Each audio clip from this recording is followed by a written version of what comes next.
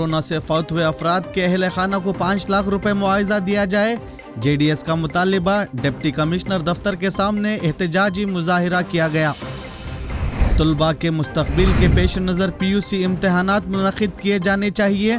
Doctor परमेश्वर का बयान। वज़ीर क़ानून और रकन पार्लिमान का अकाउंट ब्लॉक करना ट्विटर को पड़ा महंगा। 2 दिन में जवाब देने ITBT की पार्लिमानी स्टैंडिंग कमेटी से ट्विटर को नोटिस। दिल्ली के सेंट्रल विस्टा प्रोजेक्ट पर पाबंदी लगाने से सुप्रीम कोर्ट ने भी इनकार कर दिया। रियासत कर्नाटका में SSLC इम्तहानात को लेकर बवाल। वाटल नागराज ने मुखालिफत की। इम्तहानात फौरी मंसूख करने का पुरजोर मुतालिबा।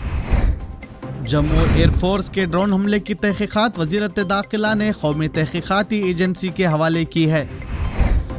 अरविंद केजरीवाल का पंजाब में वादा। आम आदमी पार्टी के जीतने पर हर खानदान को 300 यूनिट बिजली मुफ्त देने का ऐलान। माइग्रेंट वर्कर्स के मसले पर मरकज़ की लापरवाही नाकाबिले माफ़ी। सुप्रीम कोर्ट ने हुकूमत की सरजनिश की। One nation one ration card का मंसूबा 31 जुलाई तक करे नाफिज। राशन कार्ड से महरूम लोगों को भी ग़िज़ा फराहम करे मरकज़। गैर मुक़ीम मजदूरों के लिए सुप्रीम कोर्ट का राहत भरा फैसला। बीजेपी को शिकस्त देने के लिए कुछ भी करने के लिए तैयार। जिन पार्टियों या जिन साथियों की मदद से यूपी में बीजेपी को रोका जा सके, हम इसके साथ जाने को तैयार हैं। चंद्रशेखर आज़ाद का बयान।